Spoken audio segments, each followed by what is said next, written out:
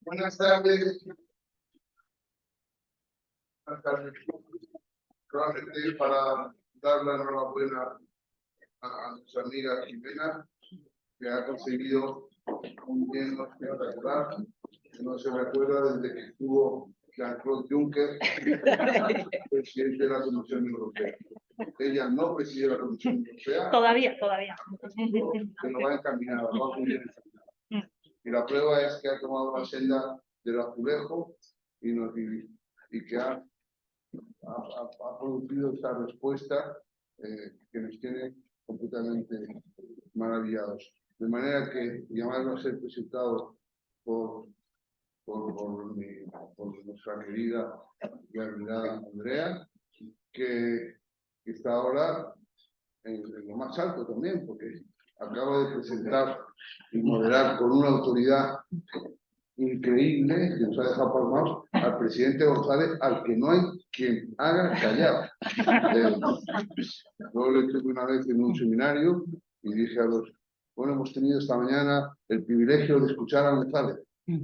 Y esta tarde vamos a tener, cuando ya se fue, esta tarde tenemos otro privilegio, que no está González y podemos hablar. Pero nuestra Andrea lo puso en su sitio a la hora de darle la palabra y termino con una autoridad espléndida. Queridas amigas, esto es lo vuestro, enhorabuena, muchísimas gracias y arriba tienen, si los azulejos les dejan con algún problema, arriba tienen un Rubens, que tienen un vistazo, también pueden dejar su dirección si quieren seguir siendo invitados a cualquier asunto de estos que haga la Fundación Carlos de Amberes, sin compromiso ninguno. Si vienen bien, y si no, pues buenas tardes.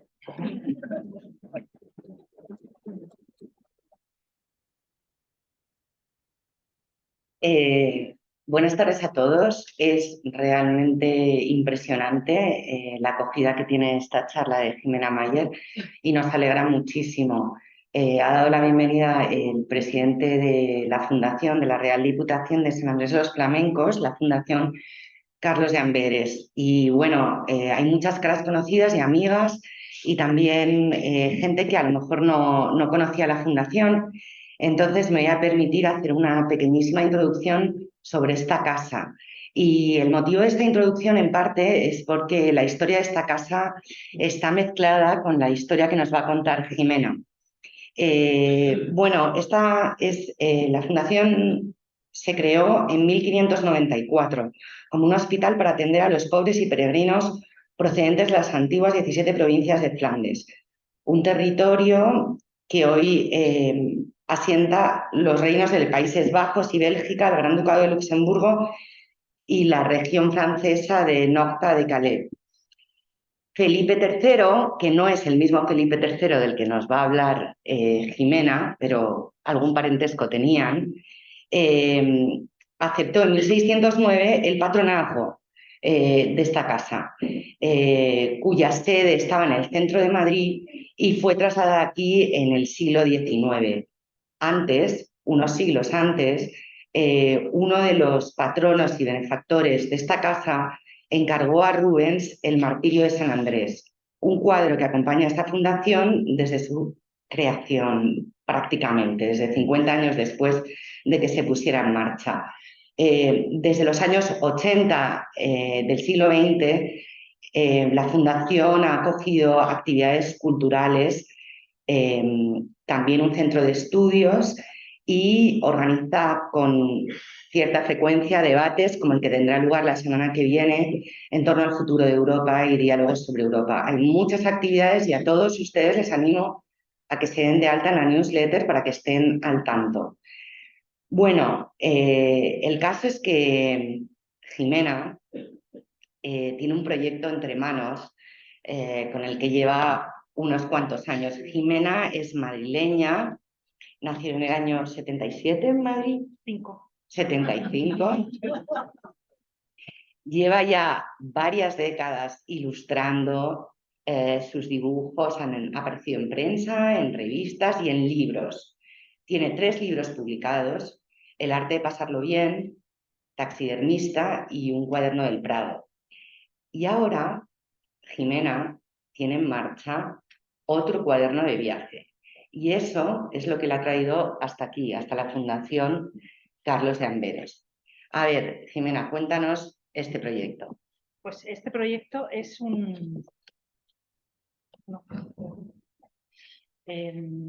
El proyecto es un proyecto, igual que mi cuaderno del Prado era como si fuera un viaje dentro del museo, un cuaderno de viaje hecho en el museo con acuarelas y así.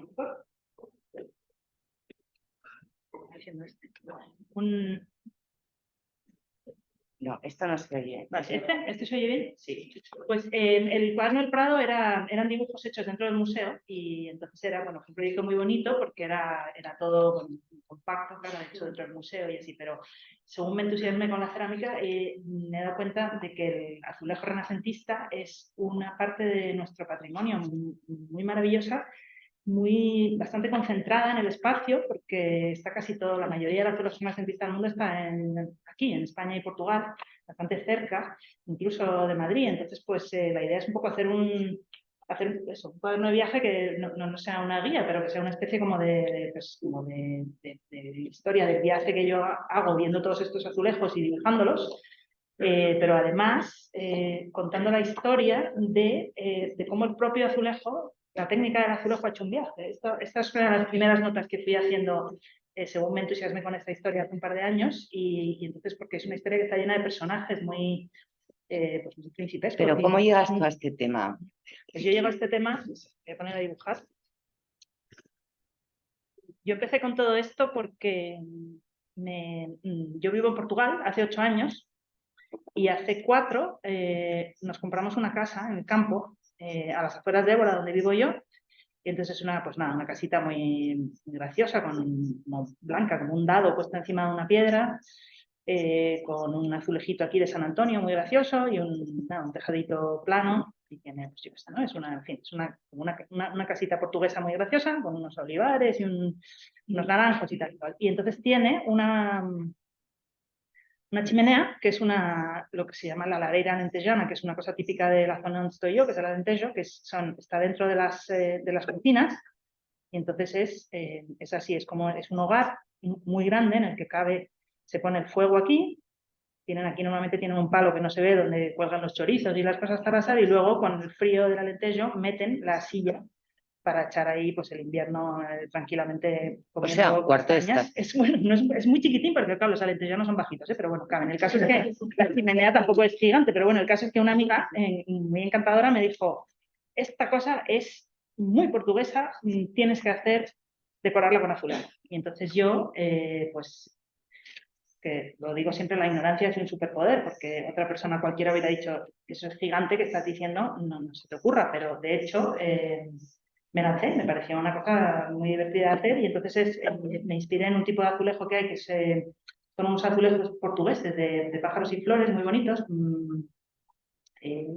polícromos, que el azulejo que asociamos con Portugal es el blanco y azul, pero estos siempre me habían parecido muy bonitos y bueno, total, que yo pinté ahí como, pues tiene 288 piezas, o sea, es realmente muy grande y bastante complicada, pero total, que me encantó hacerla.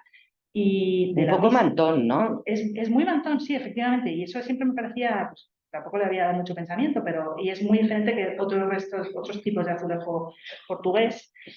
Y bueno, el caso es que en cuanto la compartí en Instagram, y entonces esto es una historia del siglo XVI, pero es una historia del siglo XXI, porque de repente me empezaron a hacer encargos. Me gustó la técnica, la cosa esta como la hacía, tal, total, que me fui entusiasmando. Y entonces el diseño de la chimenea te has convertido en la auténtica especialista en azulejos. Pues sí, la verdad es que lo que me gusta a mí de hacer azulejos es que es siempre buscar, bueno, en general me gusta casi siempre buscar un poco el origen de las cosas y la historia. Entonces, este tipo de azulejo que yo pensaba, qué bonito, pero tampoco le había dado más vuelta y sí, pensaba, parece un montón de manila. Pero es que, claro, que parece un montón de manila. Luego, investigando, resultó que era lo que estaba inspirado absolutamente en bordados que venían de China y en la porcelana china.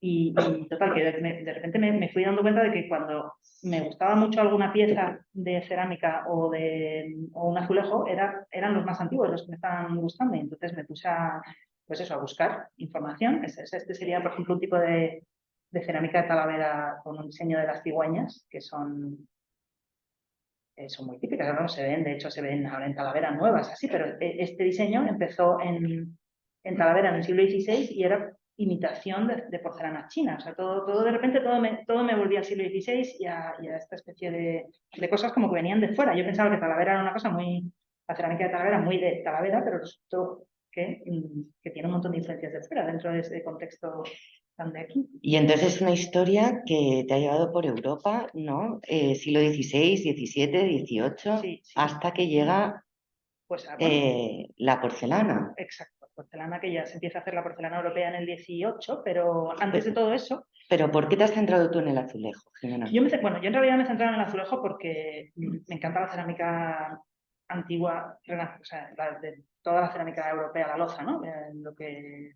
Pero me he dado cuenta de que el azulejo está muy concentrado. Entonces, si de repente vas buscando... Si quieres ver colecciones de cerámica europea, o sea, de esta, ¿no? Pues francesa o italiana o de Talavera o de Sevilla o tal cual, hay piezas en muchas colecciones en muchos sitios, pero ver los azulejos de repente, lo bonito que tiene es que están in situ y sobre todo que es que están casi todos aquí. O sea, si miras un mapa, de repente es todo, yo qué sé, unos pueblos de la Vera mínimos que tienen o yo qué sé, Piedrascrita en Toledo, que es un sitio que tiene 14 habitantes y sin embargo tiene unos azulejos mejores de los que hay en casi ningún sitio. O sea, son unas mezclas como de hiperlocal a hipersofisticado, y entonces he pensado contar la historia. La historia del azulejo siempre se empieza a hablar con la cerámica valenciana, o la cerámica, bueno, la de Granada y la de Valencia, ¿vale? Que es la más antigua. Pero entonces aquí, ya que estamos en San Andrés de los Flamencos, he pensado que podemos empezar con este personaje, que es Felipe III, llamado el Bueno, duque de Borgoña y conde de Flandes también, ¿no? Entonces este señor era como el rey del lujo más absoluto. O sea, la corte de Borgoña era lo más de lo más en ese momento, siglo XV, y entonces se encargó una vajilla entera en Manises, en Valencia. Se exportaba mucho, pero además se hizo una vajilla suya particular, y entonces hay un plato que está en el Lázaro Galdiano, que es un plato, pues eso, de lo que se llama lustre dorado, que es un tipo de cerámica que tiene brillo dorado, que eso se empezó a hacer en el Reino de Granada, pero luego ya se especializaron en Manises. Entonces, ese plato que se puede ir a ver, lo tenía como super lujo este señor, y también lo tenía luego, de hecho, el Lázaro Galdiano lo compró a la colección de Hearst, o sea que siempre ha sido una cosa como de muy, muy lujo especial, de tal y cual, pero estos platos se usaban, o sea que esto estaría en un banquete de esos súper fastuosos de la corte de Borgoña, increíble. Y tanto así que en Borgoña, en Flandes, este verano que hemos estado en Gante, o sea, fuimos a Amberes, pero fuimos a Flandes, a Gante, y entonces que nunca me había fijado, pero claro, cuando coges carrerilla con un tema, de repente lo ves por todos sitios, y estábamos en Gante, que fuimos a ver la adoración del Cordero Místico de Van Eyck, y entonces pues hay dos paneles que tienen un coro celestial, y uno hay un ángel tocando el órgano y otro, bueno, y cuando me fijé de repente vi que lo que tienen en el suelo esos ángeles son azulejos valencianos. O sea que el suelo del cielo está pavimentado de Manises. O sea, un aligatado valenciano. Aligatado valenciano, o sea, el que llega al más allá verá que lo que tiene debajo son azulejos valencianos. Y entonces, cosa que hasta qué punto realmente era un producto considerado la maravilla más absoluta, ¿no? Pero era de aquí, o sea, salía de Valencia, lo exportaban a Flandes o lo exportaban a Italia, no se hacía en ningún otro sitio. ¿Y dónde se pueden ver estos azulejos? Estos azulejos, aquí en Madrid hay una colección muy bonita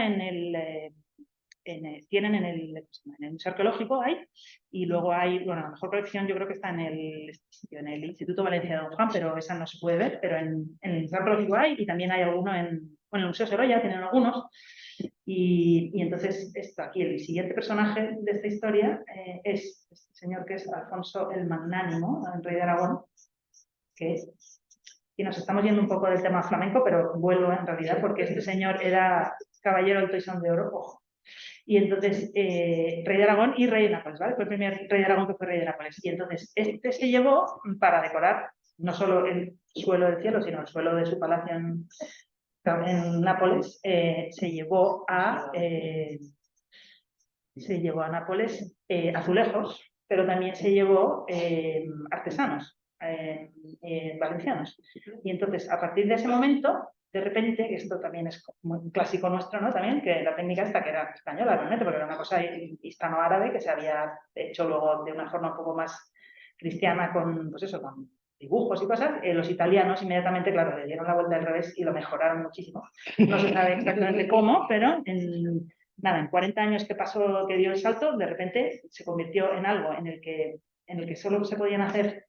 O sea, la técnica original del alicatado, lo que hay en la Alhambra y lo que hay en el Alcázar de Sevilla, es un azulejo que se hacía un azulejo de cada color, ¿no? Se hacía uno así, uno amarillo, y luego se hacía uno azul y uno verde, por ejemplo, y luego se recortaban en trocitos, y esos trocitos luego se hacía un mosaico, o sea que con trocitos así de repente hacías, pero claro, eso era muy complicado, muy bonito, precioso, pero bastante jaleoso de hacer. Y entonces, pero nunca se conseguía mezclar en un mismo azulejo diferentes colores o en una misma pieza, hasta que los italianos estos le dieron el toque sofisticado, y entonces pues de ahí mismo pasaban a hacer pues eso, unas cositas que aquí lo que había era de repente un azulejo con una flor o un pájaro o un tal, hombre, muy bonitos, muy elaborados, pero como gótico, una cosa como muy repetitiva, muy tal. En 40 años en Italia, de repente, son unas piezas que de repente tienen, pues yo qué sé, la caída de Troya, de repente aquí, entonces hasta, pues yo qué sé, un incendio, una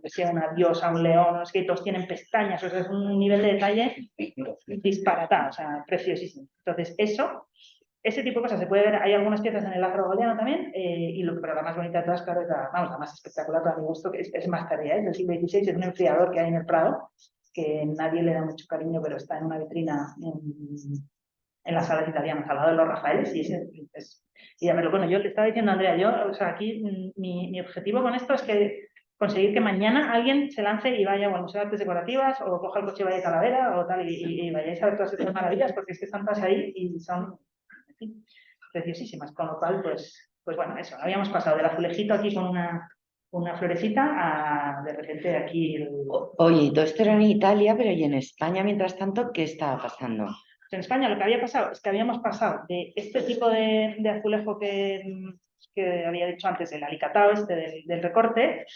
En Sevilla habían encontrado una manera, porque claro, esto era muy caro y muy complicado de hacer todo, o sea, hacer losetas, partirlas, encajarlas, tal. Entonces se habían inventado una manera que sí conseguían hacer en una misma loseta varios colores, pero para que no pasara lo que me va a pasar a mí ahora con este pincel, que esto, o sea, para que no pasara literalmente esto, pues lo conseguían separar con una especie de línea, y entonces tenían de repente unas cosas que eran, pues eso, en una misma roseta tenían un par de colores, y entonces ahí, claro, esto que no deja de ser un sucedáneo de los alicatados maravillosos de la Alhambra, pues como siempre pasa, ¿no? Consigues hacer una cosa más barata y no es que la hagas necesariamente mejor, pero lo que haces es más. Entonces, de repente eran zócalos hasta donde alcanza la vista de esta cosa que era, pues eso, más complicado, ¿no? O sea, Más market. sí, exacto. Bueno, empezaba la cosa así, o sea, empezaban a hacerse ya mucho. Y esa es la cosa, que en Sevilla de repente estaban muy acostumbrados a tener zócalos enteros por las paredes, porque otra cosa que pasa es que el azulejo antiguo este que decíamos los valencianos esos, eran siempre de pavimento. No había, o sea, los únicos azulejos que había en la pared eran estos de Granada y de Sevilla. Y en Sevilla aparece un italiano, ¿no? Claro, justo, bueno, en Sevilla aparece este señor, en fin, tenemos que imaginarnos Sevilla siglo XV, finales del siglo XV, un italiano que tiene una idea un poco peregrina, que nadie le está haciendo mucho caso con eso, y tenemos a Isabel la Católica. Pero lo estoy contando un poco cinematográficamente, ¿eh? No es exactamente así, no es que fuera su primera clienta, pero la historia es más bonita así. Entonces, este es bueno, está Isabel la Católica, claro. Y entonces, miradla aquí, y entonces están en el Alcázar de Sevilla, donde había todos esos zócalos maravillosos de alicatado tal, y entonces Niculoso tiene la idea de hacer algo que no se había hecho nunca, que era ese tipo de pintura de cerámica italiana muy elaborada, pintarla, en vez de en platos, pintarla en azulejos, en murales de azulejos, así. lo que hoy llamamos un azulejo, un mural de azulejo, pues eso, o sea, este de repente tuvo la idea de, en vez de hacer una cosita así y otra así y otra así, que es lo que hacían en Italia, por ejemplo, que de repente tenían un perro muy bonito y tal, pero este dijo, no, un perro así, o sea, digamos que es entero. Entonces, esto que ahora nos parece súper normal, vas a tomarte una cerveza y lo que está ahí tienes el, yo qué sé, el Vista de Toledo, y es eso, pero eso no ha existido siempre, es una cosa que se inventó en Sevilla a finales del siglo XV, o sea, Y con Niculoso Pisano, se llama. Nicolas Pisano, sí, que era un italiano, que entonces, o sea, la cosa es que esta es una técnica que solo podría haber nacido en Sevilla realmente, porque es donde estaba todo esa manía, digamos, de alicatarlo todo, y había gente con dinero y había, pues eso, estaba, yo qué sé, pero mucho movimiento, porque claro, en España no había tampoco gente capaz de pintar así. Entonces, pues eso, tenía que ser un italiano que viniera a Sevilla, o sea, realmente era como la combinación perfecta de, de elementos. Entonces, bueno, Isabel la Católica, vale, no es que fuera su primera clienta, pero el panel más espectacular que, vamos, no el panel, hay dos altares muy famosos que son, uno está en Sevilla, en el Alcázar, que se llama el altar de los Reyes Católicos, claro, que tiene por aquí como unos grutescos italianos, pero esta parte parece un cuadro flamenco totalmente, o sea, volvemos siempre a Flandes, porque realmente, claro, los Reyes Católicos compraban mucha pintura flamenca, como cual era lo que sabía, esa corte estaba muy acostumbrada. Entonces, ese altar es muy famoso y luego está Tentudía, que es un sitio en Badajoz perdido absolutamente donde, o sea, un sitio que es que tardas 8 horas en llegar, muy bonito, y ahí está, pues eso, la obra de este Nicolás. Tentudía. Y mientras tanto, porque Niculoso se muere sin escuela. Claro, esta es la cosa que hay. Entonces aquí, esto que se había inventado Niculoso empezó a pintar estas cosas a finales del siglo XV y en 1520 y tantos ya no se sabe más de él y ya está. Y no hay más azulejos, o sea, no hay, se acabó. Durante 30 años no hay, porque este no crea escuela, claro, es que es muy difícil, o sea, no es, o sea, necesitas a alguien que de verdad tenga muchísima mano, porque es una técnica complicada, porque tienes que tener digamos que el tiento de un miniaturista con el arrojo de un pintor al fresco, porque hay que pintar muy rápido, porque la pintura lo absorbe mucho.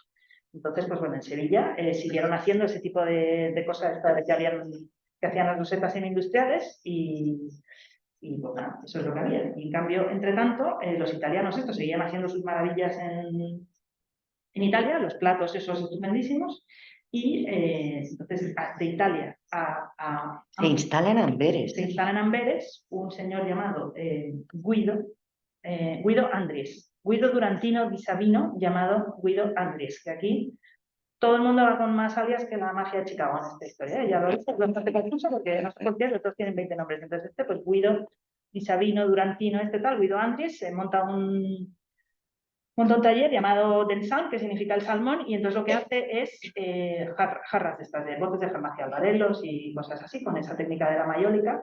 Es curioso que la mayólica, en inglés se dice mayólica, en italiano se dice mayólica, en portugués se dice faenza, que es faenza, por la ciudad de Faenza, que es donde se hacía todo esto.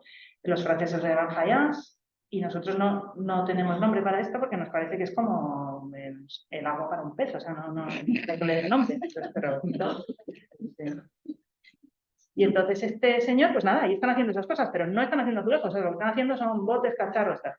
Y que de hecho, bueno, si luego os fijáis, ahí abajo he hecho una jarra para regalar a la fundación, que la he decorado con el tipo de decoración que usaban en Amberes en ese momento, que me ha hecho salir unas flores maravillosísimas también a la manera un poco de bodegón holandés, o sea que observarlo porque ha sido muy bonito. Y bueno, total, que esta panda de flamencos, pues nada, estaban ahí y de repente vuelven a aparecer azulejos, exacto, en Portugal. En Portugal había azulejo de ese sevillano hecho como galletas, mucho en Sintra, que se había llevado un rey portugués después de ir a Sevilla, pero de repente en el Palacio de Vila Viçosa, que está en el Alentejo, bastante perdido de la vida, pero recomiendo absolutamente ir porque este es el azulejo para mí el más espectacular de todos los azulejos flamencos, de los que hay poquísimos, o sea, hay este y otro en realidad, enteros. Y entonces son unos paneles así que aparecieron pues como medio arrumbados, no se sabía originalmente dónde estaban, pero bueno, los había encargado el duque de Braganza como en un cargamento de objetos de lujo de Flandes, cosas varias, ¿no? O sea, tenía tapices, tenía, pues yo qué sé, cuadros, pues, cosas de cuero repujado, de todo, y esto. Y entonces y tenían su escudo y tal, o sea, era una cosa, un encargo como muy principal. Y entonces a mí me gustan particularmente, bueno, son muy bonitos, pero es muy grande, es un panel muy grande, pero además tiene una cosa que me encanta, que yo soy muy fan de Tintín. Y entonces tiene una línea que de verdad, o sea, es que me deja venir a verlo, que además es como experiencia es maravillosa porque es un sitio que es un palacio preciosísimo y tal y cual, pero te dejan ahí en una sala de un palacio en la que no hay luz más que la luz natural. Entonces, si hay sol, pues lo ves, y si no, tienes que sacar el móvil más o menos para ver qué se te ocurre. Y cuando te acercas y lo ves, tiene unas líneas que parece de Tintín, o sea, tiene unas maneras de hacer las líneas de los árboles y las hojas y tal, y eso tampoco es casualidad, o sea, es porque es muy gráfica toda esta cosa, y es porque aparte de los italianos haberse inventado esta técnica de refinar la manera de tener los colores y tal y cual, otra de las cosas que pasaba es que están muy influenciados por la imprenta, que también, por supuesto, Amberes tiene toda esa industria de imprenta de grabados y tal y cual. Entonces, muchos de estos lo que copiaban eran grabados, con lo cual son pintores que copian dibujos, por eso tiene siempre una línea como muy limpia, pero este azulejo de Villavisosa particularmente es que de verdad que parece un cómic belga de los años 40. Villavisosa, en el Palacio de Portugal. Villavisosa en Portugal. Oye, pero este verano te has ido a Amberes, ¿no? Fui a Amberes porque el azulejo, claro, porque toda esta historia, todo vuelve a Amberes, o sea, cualquier cosa que leas de esta cosa te tira inmediatamente a Amberes. Y entonces yo tenía una ilusión enorme de ir a Amberes a ver, pues, bueno, aparte que queríamos ir a un sitio fresquito, porque digo, en el Alentejo donde hace 45 grados, nos parecía que Amberes iba a ser perfecto, que lo es, la verdad, me encanta. Y entonces fuimos y yo tenía una ilusión porque es ese panel que yo había dibujado mucho en Villavisosa y tal, que es maravilloso, tiene el panel gemelo, está en Amberes y lo acaban de restaurar y es como una cosa así estupendísima. Y total, que yo llegué a Amberes y entonces yo preguntaba, pues eso, en la puerta del museo, vengo a ver el azulejo, y era como, ¿qué?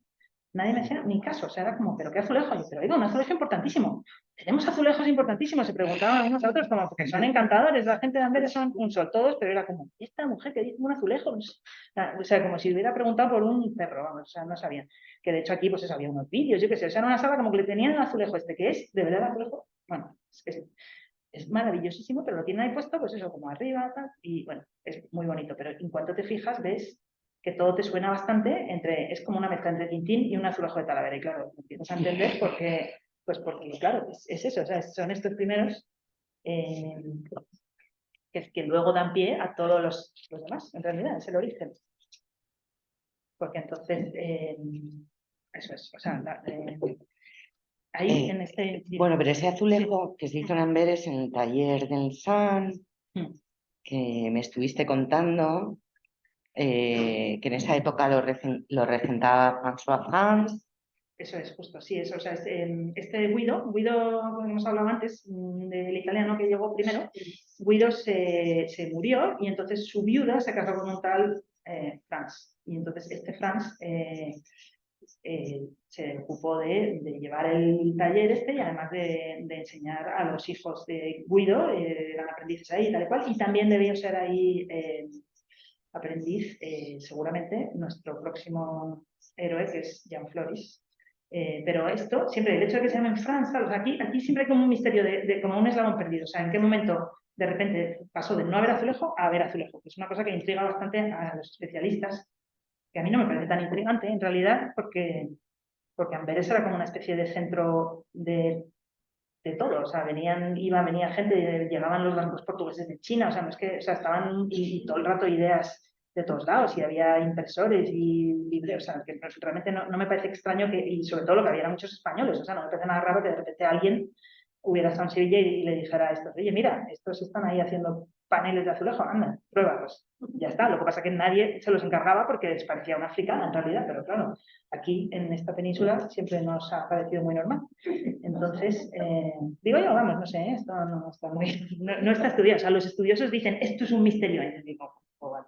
Pero bueno, porque además hay como teorías incluso conspiranoicas, o sea, hay un estudioso portugués que lo que más, o sea, su plan es explicar que es que en realidad Niculoso Pisano era portugués, era español, pero primero, o sea, era italiano, pero luego primero se fue a Italia, tal, es siempre como unos chismes. Incluso hay otro chisme que es que este Franz, en realidad, Niculoso Pisano, que se llamaba Francisco Niculoso Pisano, en realidad debía ser primo de estos Franz. O sea, la gente va como volviéndose loca con una cosa que yo no lo veo tan enloquecedor, pero bueno, en fin. Bueno, entonces estamos en Jan Floris, ¿no? Entonces ya estamos en Jan Floris. O sea, también Juan Flores. También muchos alias. Hans Floris de Vries, o alias Jan Floris, alias Juan Flores, que es de una familia que me encanta, que yo pienso lo orgullosa que debía estar la madre de los Floris, porque tenía 4 hijos. Uno era pintor, el pintor manierista más importante de Amberes en el siglo XVI, que era Franz, que de Franz había aquí el retablo de los Jerónimos era de Franz Floris, pero se lo cargaron los franceses en la guerra, pero esta es la madre, que me encanta. Pero vamos, ellos son este Franz, que es eso, que en Amberes le hacen muchísimo la ola, y luego está Jan, o sea, Franz hacía pintura de caballete fina, ¿no? Digamos. Luego estaba otro que era Cornelis, que Cornelis hacía grabados, súper importante también porque los grabados de Cornelis lo que significa es que todas esas cosas luego iban rulando por el mundo y los copiaban. Eso, quien fuera, ¿no? O sea, porque esa es otra de las grandes cosas de la tecnología del siglo XVI, que de repente en Italia el salto fue porque pintores, formados como pintores, podían hacer, claro, pues una maravilla pintada, pero a partir de ahí de repente ya no hacía falta que estuvieran tan formados en la pintura, podía ser con que tuvieran un poquito de mano, pues eso, copiaban de repente un grabado de estos de algo más complicado y entonces te hacían un azulejo o una jarra o lo que fuera. Y este es el nuestro, este es Jan. Y Jacob. Y Jacob, el pobre. Jacob es un poco más pringado, hacía vidrieras. Jacob, pero bueno, pobre Jacob. Y total, que este Jan, entonces Jan seguramente aprendió, o sea, Jan también tiene, sabemos que hacía, no sabemos mucho de él, pero yo estoy celebrando su cumpleaños, que os invito a que lo celebremos todos, porque no se sabe su fecha concreta, pero nació entre 1520 y 1524, o sea que estamos de efeméride. Y pues nada, este hombre apareció por aquí de repente, no de repente, o sea, bueno, la historia cinematográfica también es que le mandó llamar Felipe II, ¿vale? Esto es lo que cuenta, por ejemplo, o sea, la primera biografía de él que hay es una nota biográfica en una obra de uno que se llama Karel van Mander, que era uno de Amberes, que hizo una especie de notas biográficas sobre pintores de Amberes y menciona a Jan Floris como el ceramista al que mandó llamar Felipe II a España para... Pero podemos ver obras suyas por... ¿Dónde? Podemos, pues bueno, muchas menos de las que nos gustaría porque lamentablemente la mayoría se han perdido. O sea, este apareció por aquí, estaba en Plasencia también, entonces le mandó a llamar Felipe II para que le hiciera todos los azulejos de sus de los palacios varios. Entonces uno era Balsaín, otro era el Alcázar de aquí, de Madrid, y el otro era el Pardo. Y de todo eso no queda nada, porque el Alcázar se quemó, el de Balsaín también no me desgracia pasó y tal, o sea que no, de todos esos azulejos no sabemos ni cómo eran. Pero había trabajado para otra familia antes. Sí, él había trabajado ¿cómo se llama? Bueno, es que, o sea, o sea, si ves en el mapa, o sea, tú haces un mapa del azulejo renacentista y entonces aquí está Madrid, Madrid aquí tenemos en el Escorial, en las Escaltas, en la Encarnación, tal cual, y luego hay pues eso, Lisboa también un poco, en Sevilla, por supuesto, y de repente luego ves así un mapa que me he hecho en Google y todo está por aquí, y son todos unos pueblines mínimos donde, pues de repente, es un sitio donde no debía haber ni, yo qué sé, o sea, nada. Y de repente hay unas obras renacentistas estupendísimas y es que en todo, claro, gente o de la familia Albero de Toledo o atláteres varios o así, que claro, habían estado todos en Flandes y volvían y entonces pues no sabían cómo acostumbrada a esta costa en cada... y sobre todo que Talavera pues estaba en el sitio perfecto, porque entre otras cosas Talavera está en la ruta, que es la que sigo haciendo yo todo el rato para venir aquí, que es entre Lisboa y Madrid, la A5, sigue, o sea, era una calzada romana, o sea, es que es la misma carretera, no ha cambiado nada. Entonces todo esto, los barcos que llegaban de Lisboa cargados de todas las porcelanas chinas, que Felipe II era un súper coleccionista, entonces todas esas porcelanas eran lo que imitaban las cerámicas de Talavera que llaman contrahechas, que quiere decir, contrahecha no quiere decir deforme, quiere decir imitación. Entonces eran, pues, o sea, como el bolso de Wheaton chino de ahora, pues era la cerámica de Talavera. Pero claro, pues Maravilla. Oye, pero entonces con Felipe II me contabas que empezó a trabajar en exclusiva para él, Claro. que tenía un contrato Sí. de 13.000 azulejos para el Escorial. ¿Y qué pasó? Bueno, pues o sea, tenía un contrato para ser lo que se llama criado del rey, que criado del rey en ese momento era lo más. O sea, ahora quiere decir que eres, pues eso, trabajas en exclusiva para el rey y lo que el rey pida, pues tal. Y entonces ahí todavía quedan, hay un montón de documentación, hay mucha más documentación en realidad de lo que hay de azulejos, porque hay un poquito, hay uno en Oropesa y hay uno pues eso, en Garrovillas, es que me encanta, o sea, saltar de Garrovillas a Amberes, o sea, es que estos son, o sea, esto solo con el azulejo renacente. Y entonces este hombre, Floris, pues nada, tenía estaban todos los papeles estos, ¿no? Y entonces el contrato de Floris es entregar de repente, pues eso, 13.000 azulejos, 15.000, o sea, una cantidad que si lo piensas a pensar, o sea, cada loseta, que además le pagaban por azulejo entero. Ojo, que se parten, no solo se parten por el camino, sino que se parten muchos también en el horno, o sea, pasan desgracias de todo tipo. Y este era el contrato que tenía. Y lo que tenía era para hacer una cosa que se llama un tipo de florón que se sigue llamando ahora floris, que se ve mucho, si os fijáis, es una cosa así que se ven ahí en las descalzas, es como un poco así, o sea, sí, el azulejo es así, ¿no?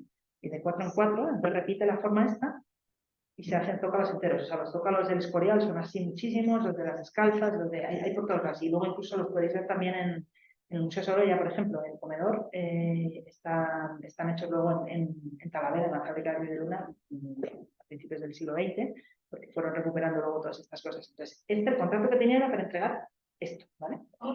Todo. Y entonces, una cita por aquí, porque me encanta. Entonces este hombre tenía, pues nada, o sea, lo que tenía que entregar era esto, o sea, 13.000 de estos, que no, tenía que, o sea, es que yo de verdad solo pienso llevar esto en récords de mulas, 13.000 azulejos de Talavera de Escorial, o sea, titánico, pero muy aburrido también, porque, o sea, repite uno y otro y otro y otro, es bastante pesado. Y entonces, de repente, en un momento dado, Floris, no se sabe nada de él, no están entregando los azulejos, y entonces alguien, un secretario de Felipe II, tal, esto es una carta que hay en Simancas, y entonces está este hombre que me encanta esta cita porque me hermana mucho con Felipe II, que es una cosa que nunca pensé que podría pasar, porque no es que sea una persona muy cercana, pero cualquiera que haya hecho una obra reconocerá esta frase que decía este hombre diciendo: aquel Floris comenzó a poner unos pocos azulejos y después no ha venido más. Y a lo que he visto, no trae con mucho los que dijo. Sabed de él lo que pasa. O sea, por favor, toda mi obra de la casa con esta gente que no trae nada de dicho. O sea, qué infierno. Felipe II, pobre hombre, o sea, lo de Flandes era lo de menos. Y entonces, resulta que luego, esto son las investigaciones de Alfonso Plegazuelo, que es un super maestro sevillano, que era profesor mío en la universidad y es muy experto en todas estas cosas. Y entonces ha descubierto que hay unos azulejos en Portugal, en un sitio que se llama la Quinta de Valcalló, que es bastante difícil de ver, pero merece mucho la pena porque todos están así, hay como una especie de una puerta así, con un montón de azulejos maravillosísimos de patrón también, pero como de colorines, y un cuadro entero grande de azulejo, un mural preciosísimo de Susana y los viejos, que es que Floris se había escapado. O sea, el hombre tenía un contrato de exclusividad con Felipe II y con un pad se había ido a Portugal a pintar el encargo divertido, que es esta señora.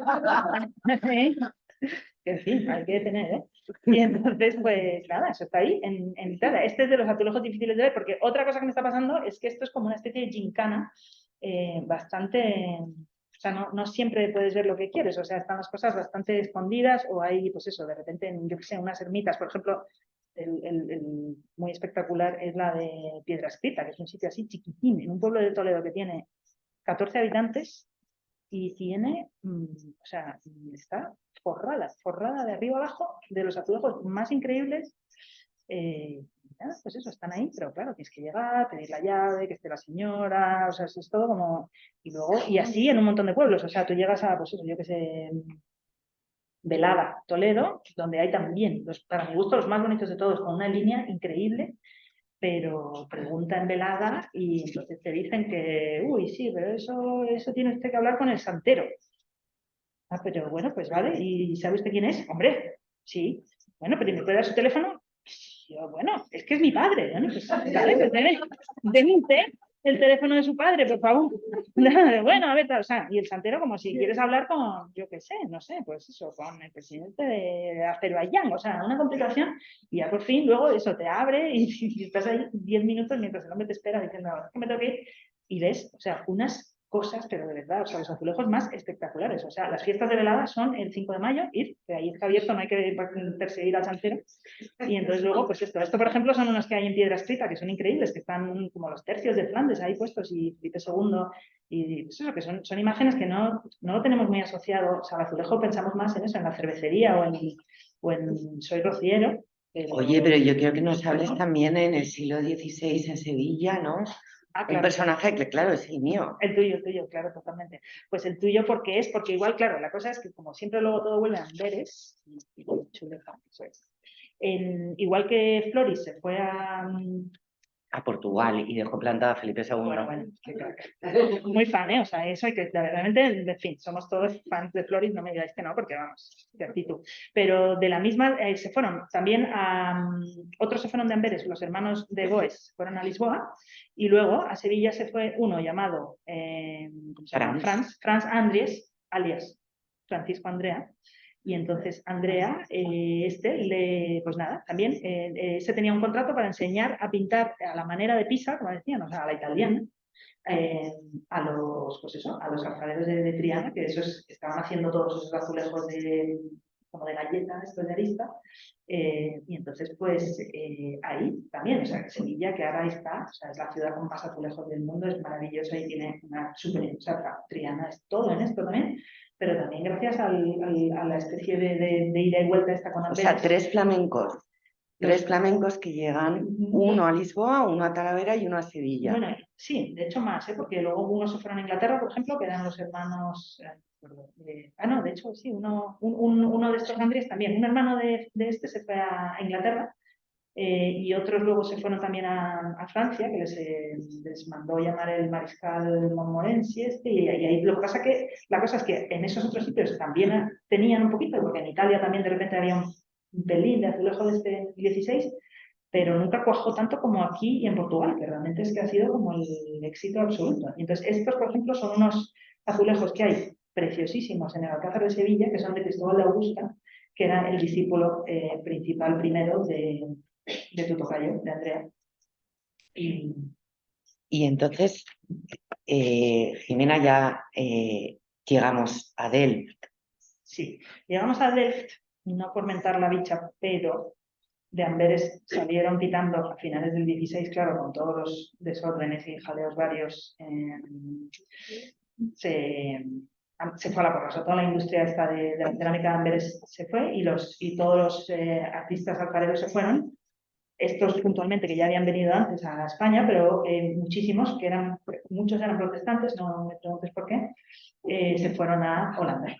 Y en Holanda montaron Delft. O sea que toda la cerámica holandesa está maravillosa, que luego se nutrió muchísimo y parecía casi porcelana y era muy maravillosa y tal, eran todos amberinos traspapelados que se habían ido para allá y eso, o sea que aunque ahora en Amberes no hay cerámica, o sea, ni les importa ni nada, muy poquitas piezas y están más bien incluso en el Museo de Bruselas, o sea, no le da mucha bola, pero el ADN de la cerámica de Amberes está por todos lados, o sea, ha tenido mucho éxito en ese sentido. Y pues nada, pues la cosa. Entonces yo Esta ha sido la charla de Jimena y como todos nos hemos quedado con ganas de más, pues para cerrar vamos a anunciar que Jimena va a hacer aquí en la Fundación a lo largo del mes de diciembre un taller en el que va a enseñar a hacer el azulejo y ahora nos va a demostrar cómo pinta ella sus azulejos aquí. A ver, esto va a ser una cosa muy, muy somera, pero por si alguien se quiere animar, porque lo que decía antes de que la técnica esta tienes que tener la finura del miniaturista, pero el arrojo del pintor al fresco, es porque esto es una loseta de barro cocida ya una vez, que se llama bizcocho, y ahora tiene un baño de esmalte, que como veis es súper... es muy polvoriento, muy poroso. Entonces, incluso algo venenoso es de plomo, no respiréis mucho. Y entonces, porque esa fue de hecho esa fue la gran, porque cerámica siempre ha habido y siempre ha habido cerámica pintada, pero lo del plomo, esta cosa del plomo fue el invento árabe, ¿no? Del siglo IX, que luego llegó a...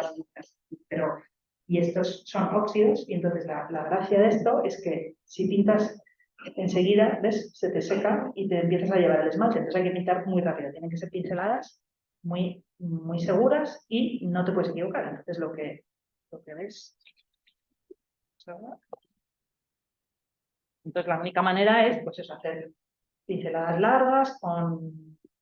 Esto se llama la técnica sobre cubierta, ¿vale? Estás pintando sobre la cubierta de esmalte. Hay una que es un poco más fácil. Entonces, bueno, la idea es hacer un taller en el que te muestre pues cómo se pinta esto, porque hay maneras de hecho, bueno, que se montó una cosa, o sea, llega un punto de que puede ser un punto como casi semi-industrial, aunque esté pintado a mano, porque hay maneras de hacer un dibujo y luego calcarlo, en fin, todo ese tipo de las técnicas más básicas que tratamos a ver, y luego esto, que es una frontera que estoy viendo que parece una cosa como azul muy fea, porque no brilla, o sea, realmente es como muy... Es como pintar con pasta, sí, muy mate, es como pintar con pasta de dientes, no tiene ninguna gracia, además, y luego pues eso, hombre, es difícil hacer una línea fina, pero bueno, mucho viento se puede, pero tampoco hace falta porque si luego solo con hacer así, de repente luego un goterón de estos luego sale del horno muy bonito. Entonces, con un azulejo de los que conocéis, todo brillante, porque esta especie de arena se convierte en vidrio, entonces brilla. Que esto nosotros de hecho lo llamamos vidrio, o sea, lo llamamos esmalte, pero en portugués se llama vidrado y es la palabra antigua española. El libro del gran... Porque muchos de esos azulejos de los que hemos hablado se han perdido, ya no existen, o sea, no hay azulejos, se han destruido. Había en el Alcázar de Sevilla, por ejemplo, había 2 altares, ya solo queda uno, de flores nos queda casi nada de lo que hay. O sea, es todo como una especie de búsqueda de lo que nunca fue, que por ejemplo gente como José Gestoso en Sevilla, que luego lo recuperó y tal y cual, y ese lo llamaba los barrios vidriados, que a mí me gusta usar ese nombre porque encuentro que es dar mejor la idea de lo que es. Tenemos tiempo para un par de preguntas. Si alguien quiere preguntar y se anima a preguntar, ¿alguien se anima a preguntar? Beatriz, aquí. No, pero un poco también por romper el silencio, pero sobre todo decirte que uno tiene la idea del azulejo portugués. Ah, claro. Y estos pobres portugueses ni aparecen, ni sabemos nada de ellos. ¿Cuándo entran en acción el azulejo? Y todo el mundo dice azulejo. Me alegro de que me hagas esta pregunta. Muy bien. No lo habíamos preparado. Azulejo, pero mucha gente... tú los has descubierto en Évora, o sea, tú claro. Sí. azulejo portugués. Absolutamente. Bueno, pues es que es verdad que en Portugal o sea, en Portugal lo consideran absolutamente el arte nacional portugués y de hecho les da un poco de rabia que venga a España, pero bueno, no vamos a tampoco meternos en eso. La palabra azulejo no viene de la palabra azul, es una palabra árabe, ashlish o algo así, que significa loseta vidriada, o sea, es lo que significa loseta de colores. Azulejo, vamos, azulejo significa azulejo, no tiene que ver con azul. A Portugal fue porque pues este señor, o sea, yo primero estuvo en Sevilla a principios del 16 y se llevó muchísimos azulejos sevillanos a Sintra que están ahí, que son los que tienen la esfera Millar en arista, que se ven por todos lados. Y luego empezaron a llegar los flamencos y llegaron unos hermanos flamencos y lo montaron y pues... lo que pasa que ellos, de hecho, luego, o sea, se fue a la vez que España, o sea, lo mismo, Talavera, tal, el azulejo, iglesias forradas de arriba abajo. Y lo que pasó fue, además, que entonces, después, cuando se independizaron de España, empezaron a hacer azulejos diferentes, porque hasta entonces se parecían bastante a los de Talavera. ¿Y qué pasó? Que esos amberinos que se habían ido a Delft, de repente volvieron unos cuantos a Lisboa. Y entonces de ahí la cosa azul y blanca, que la cosa azul y blanca en Delft era porque imitaban a la porcelana que habían traído a su vez los portugueses al puerto de Amberes en el siglo XVI. O sea, todo es una carambola continua. Y sí, los portugueses le han dado más bola que nosotros, la verdad, sí. ¿Alguna otra pregunta? ¿Siempre que hablas de Sevilla, hablas de Triana o no? Sí, siempre. Sí, en Sevilla la diferencia es que en Talavera la mayoría de los azulejos de estos del siglo XVI están en ermitas por ahí perdidas porque el arzobispo de Toledo tenía mucha pasta y tenía también interés en decorar iglesias de una manera que fuera fácil de mantener, porque esto no le ataca la humedad, no se lo comen los ratones, o sea, es bastante cómodo. Entonces, por ese lado hizo mucho. Y en Sevilla, en cambio, la mayoría son en conventos. cometes de clausura, y luego también, hombre, luego también había azulejo civil, pero de este tipo así muy maravilloso, y Triana. Y de hecho Triana se nota mucho porque tienen un amarillo muy histérico, muy así. O sea, cuando se ve ese amarillo particular, eso es por ejemplo del Alcázar de Sevilla y tal, siempre se reconoce como azulejo de Triana. Bueno, y antes de pedir un aplauso para nuestra artista y nuestra charla ilustrada.